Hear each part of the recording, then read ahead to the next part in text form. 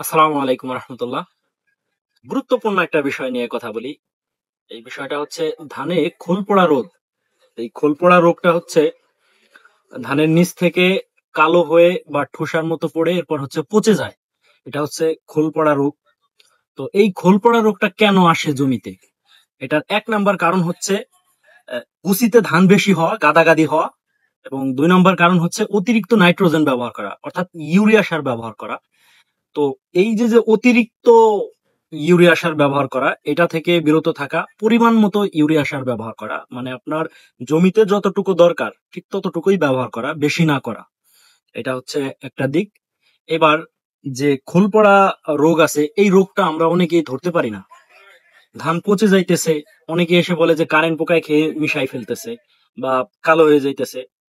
এটা অবশ্য কীটপতঙ্গের দিকে নিয়ে যায়, এটা একদমই ঠিক না। আমার পরামর্শ থাকবে, আপনি যদি রোগ ধরতে না পারেন, অবশ্যই আপনি যে ভালো বোঝে কৃষি সম্পর্কে যারা কথা বলে এদের দ্বারস্থ হবেন এবং তাকে নিয়ে যে হচ্ছে ওই ধান উঠিয়ে নিয়ে তাকে দেখাবেন। এটা হচ্ছে একটা দিক। আর একটা দিক হচ্ছে আপনি কৃষি অফিসে যোগাযোগ করতে পারেন, বা যারা কৃষি নিয়ে কথা বলে, অনেক পেস্টিসাইড প্রতিনিধি থাকে, এদের সাথে যোগাযোগ করতে পারেন। একটা পেস্টিসাইড প্রতিনিধি আপনার পুরো জমির ট্রিটমেন্ট সে দিতে সক্ষম, এবং সে এত কিছু জানে। এটা অবশ্য আপনি নিজেও হয়তো বা জানেন না। এজন্য বলবো যে জমিতে যে ধরনের সমস্যা আসুক, যেমন খোল পড়া সমস্যা আসতে পারে, ব্যাকটেরিয়াল লিফ ব্লাইট আসতে পারে, ব্লাস্ট আসতে পারে, মাজরা সমস্যা আসতে পারে, যে ধরনের সমস্যা আসুক, আপনি হচ্ছে যে ভালো বোঝে তার দ্বারস্থ হবেন, তার সাথে খোলামেলা কথা বলবেন। এবং এই যে খোল পড়া রোগ, ব্লাস্ট রোগ, এইগুলার লক্ষণ দেখার আগেই হচ্ছে আপনার জমিতে আপনি একবার স্প্রে করে রাখতে পারে। এই স্প্রেটা আপনি অ্যাজোক্সিস্ট্রোবিন, ডাইফেনোকোনাজল বা সিপ্রোকোনাজল যেটাই হোক, মিশ্রিত হোক। দেখেন আমার হাতে একটা ওষুধ আছে, এটা হচ্ছে কারিশমা। কারিশমাটা ইউনের অনেক পুরাতন ওষুধ। এবং পাশাপাশি অ্যামিস্টার টপ, সিনজেন্টার, অরণ্যের এক্সোবিন, সুরবির, ডোভার। তো এই জাতীয় যত ঔষধ আছে এই সেম গ্রুপ দ্বারা তৈরি, এগুলো আপনি ব্যবহার করতে পারেন। এবং 300 ইসির অতিরিক্ত পচন যদি মাত্রা অতিরিক্ত বেশিও মনে হয় আপনার কাছে, আপনি 300 ইসির ওষুধ ব্যবহার করতে পারেন। 300 ইসির ওষুধ যেমন পপিকোনাজল, ডাইফেনোকোনাজল, এগুলা ব্যবহার করতে পারেন।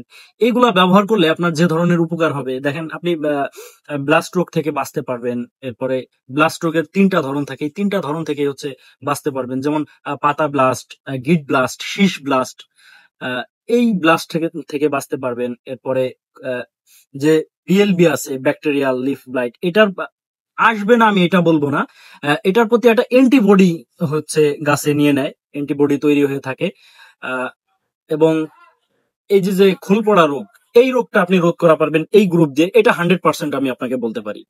তো এই সমস্ত গ্রুপ দিয়ে হচ্ছে এই গাছ ট্রিটমেন্ট করা। তো আহ, পরিশেষে আমি একটা জিনিস বুঝতে পারি সব সময়, যে কৃষক হচ্ছে রোগ বোঝে না। যদি কোনো ছত্রাকজনিত সমস্যা হয় সেক্ষেত্রে কীট পতঙ্গের ওষুধ বেশি ব্যবহার করে। এটা কিন্তু সঠিক কোনো উপায় না, বরঞ্চ আপনার আরো ফসলে ক্ষতি হইতে পারে। আপনার ওই রোগ, যেই রোগ আপনার ধানে আসবে বা যে কোনো ফসলে আসবে, ওই রোগের প্রতিষেধক হিসাবে আপনাকে ওই ওষুধটা ব্যবহার করতে হবে। এটা হচ্ছে প্রথম কারণ।